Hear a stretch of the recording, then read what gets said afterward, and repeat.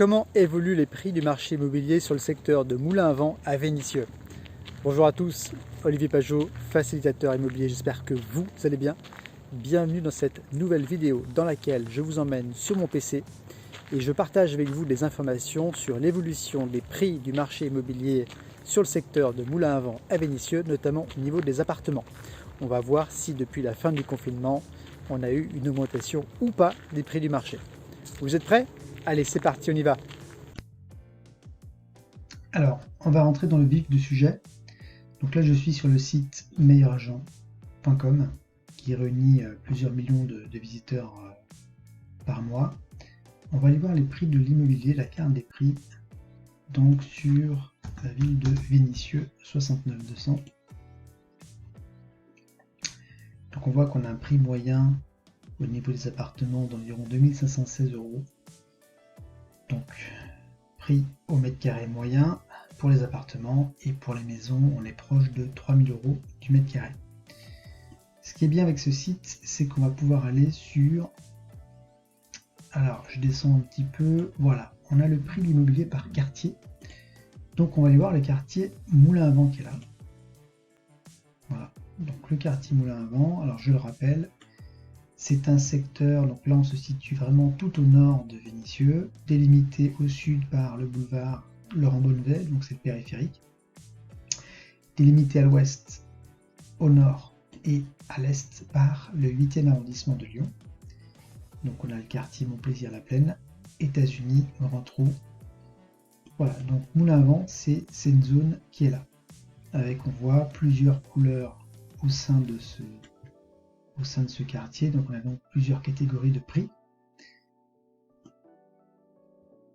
Donc si on regarde ici Moulins à Vent, alors déjà les prix, comment est-ce que ceux-ci sont élaborés? C'est important de comprendre que Meilleur Agent, en fait, ils expriment les prix en net vendeur, ça veut dire hors frais d'agence et hors frais de notaire.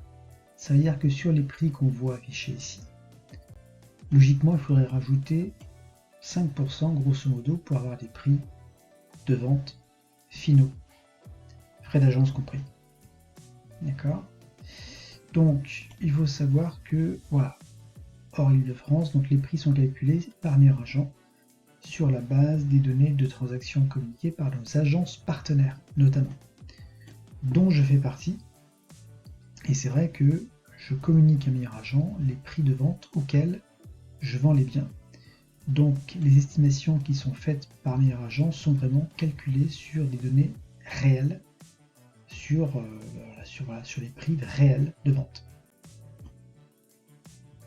Alors on voit que sur le secteur Moulins à Vent pour les appartements, on oscille grosso modo entre 1900, quasiment 2000 € du mètre carré jusqu'à 3300 € du mètre, avec un prix moyen d'environ 2550 € du mètre carré. Donc le prix moyen au mètre carré pour les appartements à Moulins à Vent. Pour les maisons, on est à 3380 € du mètre carré en moyenne. Avec un bon indice de confiance, on a un indice de confiance qui est de 5 sur 5 ici. Alors, une fois qu'on a fait ça, donc je vais vous emmener sur mon fichier Excel, c'est-à-dire que j'ai fait cet exercice donc depuis juin 2018 jusqu'à aujourd'hui, juillet 2020. On avait un prix, alors là ça concerne les appartements, en juin 2018 on était à 2165 € du mètre carré. Août 2019, 2994. Janvier 2020, 2331. Juillet 2020, 2551 comme on vient de le voir.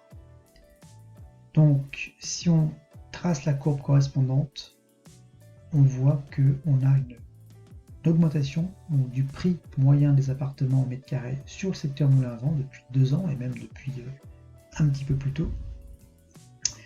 Ce qui est intéressant de noter, c'est que ici on a la période de confinement entre mars 2020 et mai 2020. Donc, durant ces 2 mois, l'impact du confinement c'est quoi? C'est une augmentation encore plus importante des prix au mètre carré. Voilà, donc on avait une pente relativement douce Et là, on a une croissance plus importante des prix depuis la fin du confinement. Alors, qu'est-ce qui peut expliquer cette évolution positive? Alors, les raisons, elles sont principalement les suivantes. On a une forte demande d'acquéreurs aujourd'hui sur le marché, pour différentes raisons. Premièrement, à Lyon, les prix ont augmenté d'environ 30% depuis 5 ans. Ce qui veut dire que des jeunes actifs aujourd'hui, quand ils veulent acheter un appartement à Lyon, ils se trouvent en situation compliquée, à moins d'avoir de très bons revenus, donc ils vont se reporter sur des marchés de report que constitue la première couronne lyonnaise. Donc on a des marchés comme le secteur de Moulins-à-Vent sur Vénissieux, où on a de plus en plus de primo-accédants, de jeunes actifs avec des bons salaires qui viennent acheter sur ce secteur-là. On a des taux bas, des taux bancaires historiquement bas, ce qui forcément pousse les acquéreurs aujourd'hui à acheter leur résidence principale plutôt que de payer des loyers conséquents à perte. L'immobilier constitue plus que jamais une valeur refuge. Je pense qu'on en a beaucoup parlé durant la période de confinement. Donc je pense que de plus en plus jeunes, les personnes prennent conscience qu'il faut acheter sa résidence principale en prévision des années futures. On a un système bancaire sur lequel je pense on a une défiance de plus en plus importante. On sait très bien que le jour où la France sera en faillite, si c'est le cas, on se réveillera un matin et on entendra dire que nos comptes bancaires sont bloqués, que les assurances vie sont bloquées. Donc je pense qu'il y a une défiance par rapport à ça et ceci incite les gens à acheter de la pierre qui constitue la valeur refuge par excellence. Et donc il y a une crainte de l'avenir, crainte de voir notamment des taux bancaires augmenter. Ça a été le cas durant le confinement, on a des taux bancaires qui ont grimpé de 0,3, 0,5% en fonction des banques, voire un peu plus. Et je pense que les acquéreurs aujourd'hui se disent que peut-être dans l'avenir, dans les prochains mois, prochaines années, on a des taux bancaires qui vont augmenter, donc c'est le moment d'acheter maintenant. On a beaucoup de biens à la vente également. En tout cas, sur notre secteur, on a une offre qui n'est pas à la hauteur de la demande, ce qui explique d'ailleurs l'augmentation des coûts, des prix. Les gens qui voulaient vendre avant le confinement, ils veulent toujours vendre, c'est clair. On a toujours la règle des 4D qui s'applique, c'est-à-dire qu'on a des divorces qui sont toujours là, et peut-être accentués par cette période de confinement, des décès, des déménagements, des mutations, des dettes également. Voilà, donc on a toujours cette rotation, ce turnover de gens qui ont besoin de vendre et maintenant qui ont peut-être envie aussi d'acheter à l'extérieur des maisons, des extérieurs. Et puis côté vendeur, on a également une crainte de l'avenir, crainte notamment d'une baisse des prix, crainte d'une crise économique qui réduirait le nombre d'acheteurs solvables sur le marché. On sait très bien que les banques ont durci leurs conditions d'emprunt, ce qui veut dire qu'avec des acheteurs qui auront des capacités d'emprunt plus basses,